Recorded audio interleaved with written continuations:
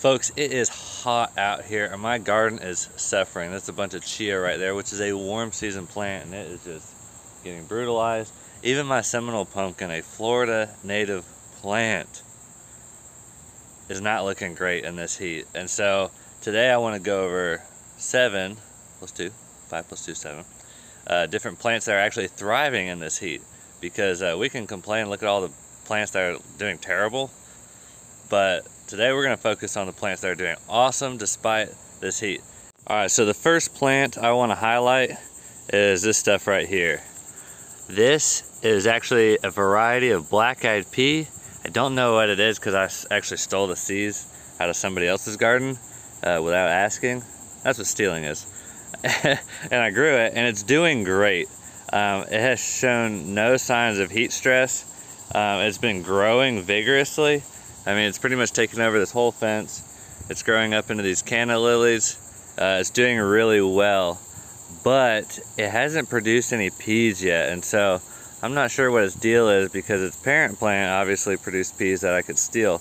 So I may hack it back and see what's going on there. But as far as a plant that does not show signs of heat stress and is doing really well in this heat, this stuff right here, the black-eyed peas are doing amazing. So I would highly recommend.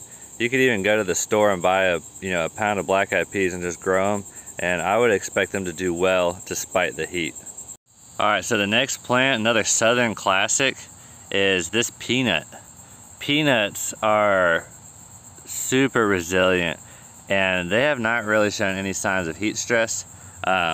We've even got some blooms on here, and it's doing really well. It's continuing to grow through the heat. And this is just a really amazing plant you can grow through the summer. It is a legume just like the black-eyed peas, and so these are great summer legumes that are actually helping the soil and helping the plants around them. And so I would highly recommend growing peanuts. And if you're not really sure how to do that, it's pretty simple. You can go to a grocery store, buy green peanuts, just shell them and stick the peanuts in the ground and they'll grow. So I started these, and actually I grew these last year and they died back and resurrected. So I didn't even have to plant these, but I just left some. Actually, I harvested these and missed some peanuts in the ground. They broke off of the root, and so they just came back up. So really easy plant to grow. They've been pretty productive too. I've been getting, last year I got a decent yield out of them. So if you want to just cover the ground in something low, it's not super invasive, and it's good for the soil, I would highly recommend peanuts because, I mean, they're just tough. They're tough as nails, and they're just another classic southern plant that will take the heat. Alright, another plant I highly recommend is this Moringa. Moringa is like it's very soft, got a very soft and supple leaf, but it's really been taking the heat well, especially when I grow them in a clump like this. This is probably about 10 trees together. And so, and I started these this year and they're already, about 5 feet tall. And so starting this clump together seems to make them more resilient, because I have another Moringa tree back there and another one even further back.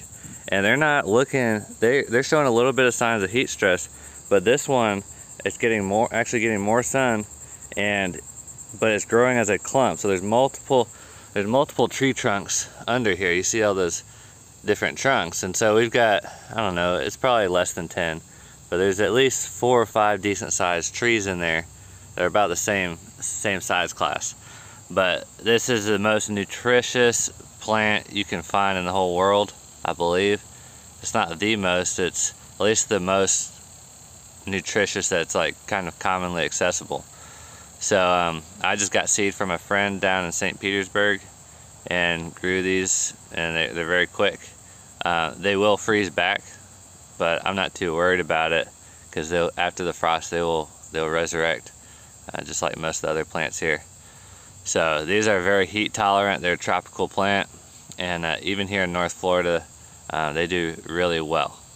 Now, this one isn't necessarily a specific plant, but in general, if you want heat tolerance, something that's going to get through this ridiculously hot season, I'm gonna say trees. Really any kind of tree, actually. This is a nectarine tree. Let me show you my peach tree over here. I've got this peach tree growing. This is from seed actually, so maybe it's a peach, maybe it's a nectarine, I don't know. We'll know it by its fruit.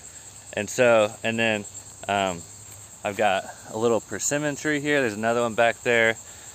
I've got this lime tree. Citrus is going to do good in the heat. So trees are just a much more resilient type of class of plant. And so if you can get some trees in your garden, they're going to be a lot more resilient to this brutal heat. In fact, if you can position them in your garden well, they're actually going to help to cool the rest of the garden. So your plants like my collard greens, my squash, and my chia are all looking just pretty sad in this heat. So if you can get some trees producing some shade and you can plant around them, your trees are going to be resilient food crop that are actually helping the other weaker plants, shading them and helping to cool them from this brutal heat. So I'm a big fan of growing trees in your garden. Obviously, I don't just do things in simple rows and leave things just really exposed. You could do that with any of these other heat tolerant plants, but I mean my collards, a lot of these other plants just wouldn't do well fully exposed. So I try to get plants, and next year I need to plan a little better and put more of these clumps of moringa, because they're pretty much the perfect shade tree, and maybe even get a few more citrus and peach or nectarine trees out here growing. So I would highly recommend growing trees in your garden to help shade and to help cool the rest of your plants that you want to grow through the hot season, August. Another plant that has done really well in this heat is this Everglades tomato. I call it a berry tomato because their tomatoes are so small, but it's continued to grow. It's continued to produce through the heat, through the lack of rain. There's not a lot of tomatoes on here because my son eats them all, which is good. That's why I grow this stuff. So, but this Everglades tomato is an absolute beast. And I had some other cherry tomato varieties and they're all dead. I mean, they're long gone. So I would highly recommend, if you want some tomatoes during the summer, get your hands on some Everglades tomatoes. They're really easy to grow from seed or from cuttings. So I would just say order some online or whatever, but I would highly recommend growing Everglades tomatoes because they are bulletproof until they freeze. And they usually reseed, all these reseeded themselves. I didn't plant these, they just came up from old tomatoes. So, big proponent of Everglades tomatoes. They produce quite a bit generally, and yeah, awesome plant. They get huge, and they'll just keep growing and growing and growing, and they don't stop. So, big fan of these things for the heat.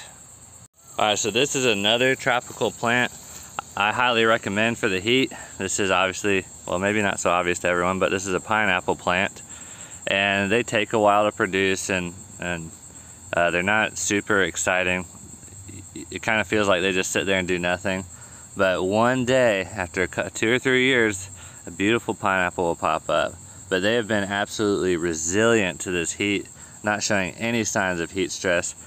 This damage is actually from frost last winter. So it's actually recovering. This time of heat is a recovery time for it to recover from some of the frost damage there on the tips. But pineapple, I just buy pineapples at the store. You cut the top off, throw them in the ground. They're very easy to propagate from store-bought pineapples. So every time I buy a pineapple, I just throw it in the ground. And after a while, you realize, wow, I've got like 20 pineapple plants in the backyard. And then 2 or 3 years, you start seeing the fruit of that. And then you can do the same thing with those pineapples you produce. And after maybe 5, 6, 10 years, you never have to buy a pineapple again. So this is a really great plant for the southern heat. And I've got some growing up against the house, which helps keep them safe from frost. So if you're in a little bit further north and you get a frost in the winter, then you can still grow pineapples. You just put them up by the house, or you might have to cover them or whatever, but you can grow them out of what you would, you can grow them outside of Hawaii. So this is a great plant. I highly recommend. Easy to propagate, bulletproof against the heat, doesn't require a lot of water, It's pretty much a plant it and forget it. So that's what I do, is I put them in the ground, I forget about them. And maybe next year I'll get some pineapples. This is a thornless blackberry, so kind of along the same lines. This is a bonus one actually. I forgot to include this in the 7, so we'll kind of call this 8. So berry bushes are another very heat resilient, just because they're a perennial plant. They have to go through seasons over the course of 20 years or whatever their lifespan is. So they're going to see hot summers, and they just need to be resilient against that. So this plant is obviously putting on new growth in the heat. Really not much water for these plants, and anything. So the blackberry plant and the blueberry plant, pretty much the same kind of deal. They are resilient against the heat, and it's something important you should have in your garden, so it doesn't so you got stuff that's not getting killed in the heat. And so these will produce earlier in the summer or late spring, and pretty much the same with the blueberries, early summer for us anyway. And it depends on the variety, but this plant has put on a lot of growth despite this brutal heat. 105 today. That's wild. All right, the final plant that I suggest growing during this really hot season is the passion vine. That's what this big colossal mess of vines is right here. That's passion vine, and this is our native passion vine. I don't remember the exact scientific name of it, but if you just look up native eastern passion vine, is what you're gonna get. And it's awesome. I don't know if you can see that little butterfly over there, but it attracts 2 types of butterflies. It has shown, I'm gonna step in the shade here. It has shown 0 sign of heat stress. It is continuing to just put on growth. No water, no nothing. It's one of those plants that if you get it going and established, it's gone. It is just gonna take over.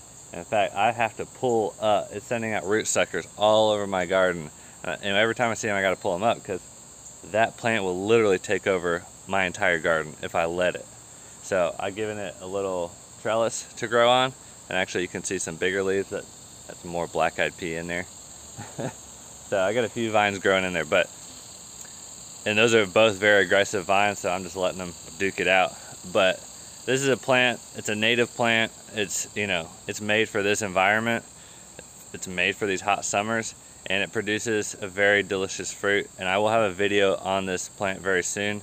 Most people don't realize that maypops or passion fruit, at least the wild varieties, produce what, in my opinion, is actually a pretty good and tasty fruit.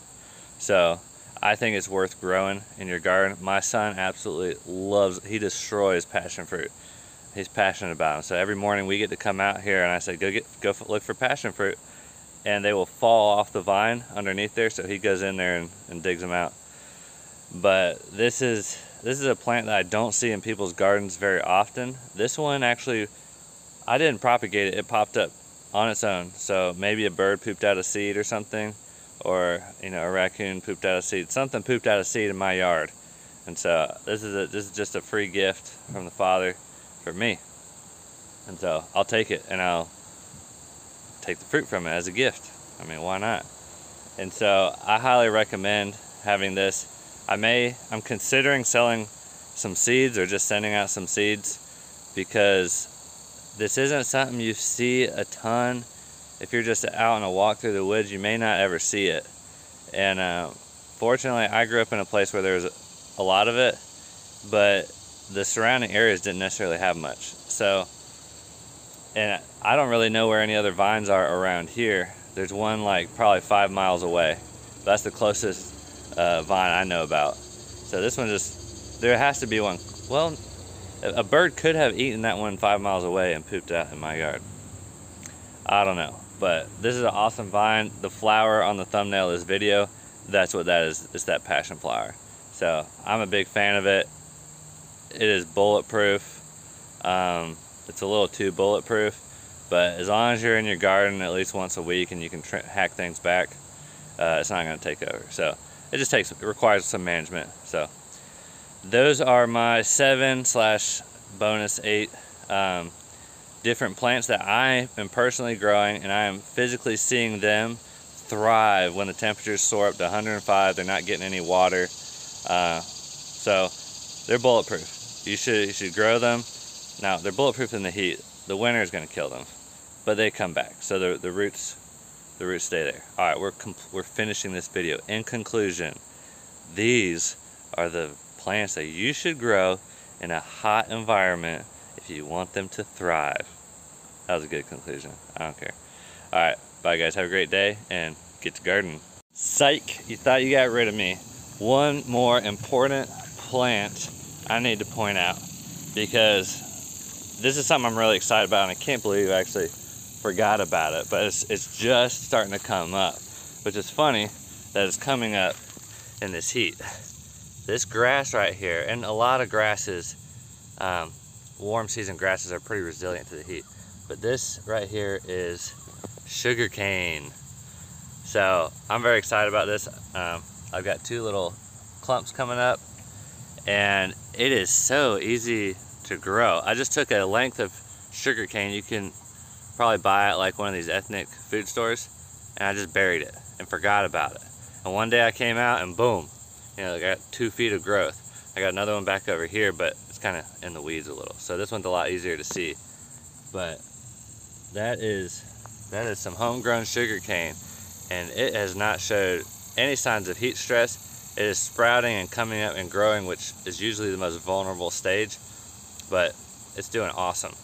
So that's another one I would highly recommend. And just like a source of like unprocessed sugar is awesome.